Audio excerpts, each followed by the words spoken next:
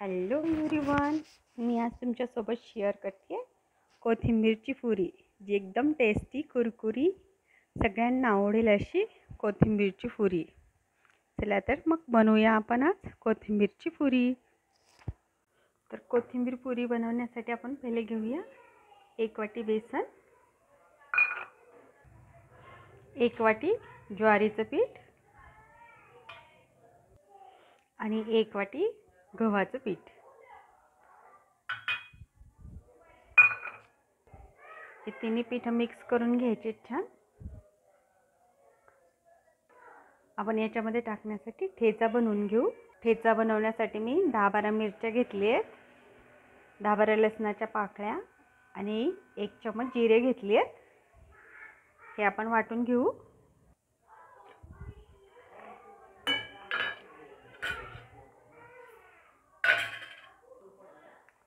थोडंसं मीठ पण टाकून घेऊया ठेच्यामध्ये. याच्यामध्ये आपण अर्धा चमच ओवा पण टाकून घेऊ. आता हे वाटून घेऊ आपण.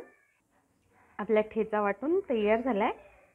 आता आपण या पिठामध्ये टाकून घेऊ अर्धा चमच तिखट, पाव चमचे हळदी आणि थोडंसं मीठ. आपण ठेचा करताना पण मीठ टाकून घेतले, त्यामुळे चवीपुरतं मीठ टाकून घ्यायचं आहे. आपण तयार केलेला ठेचा पण टाकून घेऊ याच्यामध्ये. आता आपण याच्यामध्ये टाकून घेऊ कट केलेली कोथिंबीर. मी 1 जुडी कोथिंबीर घेतली आहे, तिला धुवून कट करून घेतलेलं आहे. मिठाच्या पाण्यातून धुवून घ्यायची आहे, म्हणजे केमिकलची फवारणी असेल तरी तेही निघून जातं आणि आपली कोथिंबीर एकदम स्वच्छ होते, माती वगैरे पण धुवून जाते. आणि आपण नंतर टाकून घेऊ 3-4 चम्मच तीळ टाकून घेऊ याच्यामध्ये.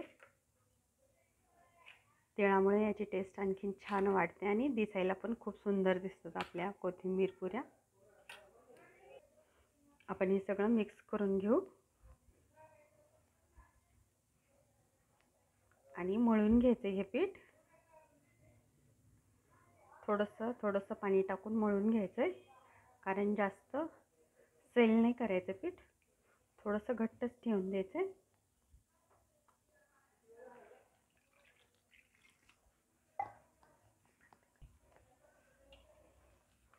थोडंसं पाणी घालून मळून घ्यायचं आहे. असं बनवून घ्यायचं पीठ. जास्त लूज पण नाही आणि जास्त सख्त पण नाही. याला आपण 10 मिनिट ठेवून देऊ. नंतर आपण याच्या पुऱ्या बनवून घेऊ. पिठाचे छोटे छोटे पेढे बनवून घेऊ. पुरीला जसं बनवतो सेम तेवढेच बनवून घ्यायचे या टाईपमध्ये.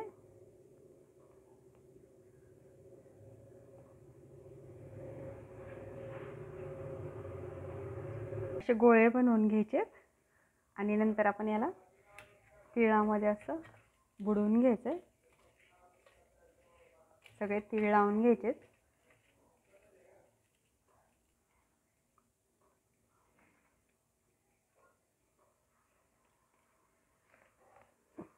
आता आपण हातावरती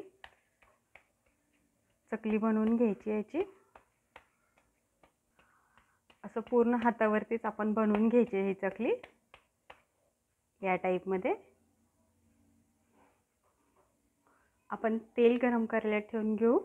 आपण चकली बनवतोय तोपर्यंत, म्हणजे कोथिंबीरची पुरी बनवतोय तोपर्यंत आपलं तेल गरम होईल. मीडियम आचेवर ठेवून देऊ गॅस. आपण अशा बनवून घेतल्या आहेत पुऱ्या. इकडे आपलं तेल गरम झाले का बघू. एक लसण टाकून बघूया. लसण ब्राऊन झाला की आपण पुऱ्या तळायला चालू करू, म्हणजे समजेल लसण ब्राऊन झाल्यावर तेल चांगलं गरम झालं आहे. आपला लसण ब्राऊन झाला आहे. आता आपण पुरी तळून घेऊ. आपण मीडियम आचेवरती पुऱ्या तळून घेऊ. आपली पुरी छान भाजली आहे, छान तळली गेली एकदम. अशाच एकदम ब्राऊन तळून घ्यायचे, म्हणजे कुरकुऱ्या पण होतात आणि टिकतात पण. त्या तुम्ही प्रवासात पण घेऊन जाऊ शकतात, 4-5 दिवस चांगल्या राहतात. कुरकुरीत छान एकदम. याच्यासोबत तुम्ही ठेचा पण खाऊ शकता. डाळ पण खाऊ शकता, कशासोबतही छान लागतात या. तुम्हाला जर हातावर बनवायच्या नसतील पुऱ्या तर तुम्ही एकच मोठी चपातीसारखं लाटून घ्यायचं आहे आणि त्याचे छोटे छोटे कट करून घ्यायचे पुऱ्या.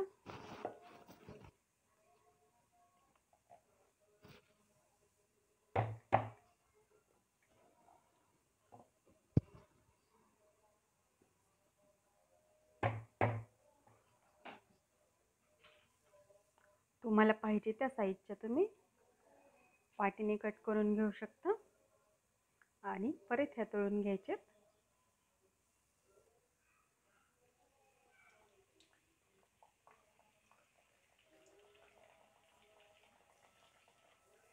आपण वाटीने कट करून बनवल्या तर सगळ्या सेम साईजच्या होतात, त्यामुळे वाटीने कट करून घेतलेल्या पण एकदम छान बनतात.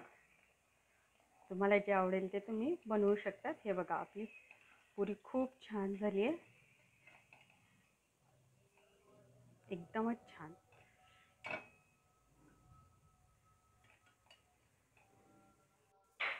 आपल्या चकल्या छान तयार झाली आहेत, पुरी मस्त झाली एकदम. हे बघा, हे आपण हाताने बनवलेले आहेत आणि आपण वाटीनं कट करून बनवल्या त्या या आहेत.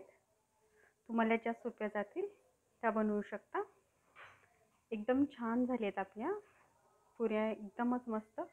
तुम्हाला जर ही रेसिपी आवडली असेल ना तर नक्कीच लाईक, शेअर आणि सबस्क्राईब करा.